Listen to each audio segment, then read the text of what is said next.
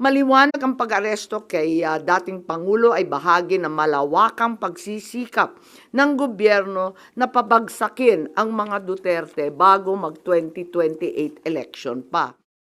Malinaw na batayan ang mga ginawa ng administrasyon laban kay dating Pangulong Rodrigo Duterte at Vice President Sara Duterte para harangin ang pagbabalik ng mga ito sa pwesto sa susunod na national election. Ito ang isiniwalat ni Senador Amy Marcos kaugnay ng further findings o karagdagang natuklasan mula sa tatlong pagdinig na isinagawa ng Senate Committee on Foreign Relations na kanyang pinamumunuan.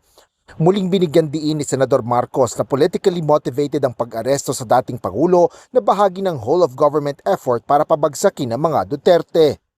Sa bahagi ng action plan, how to attack, tinukoy ng ilang ahensya ng gobyerno, kabilang ang PNP, Kamara ng Kinatawan, nakipagtulungan ng dating Senador Antonio Trillo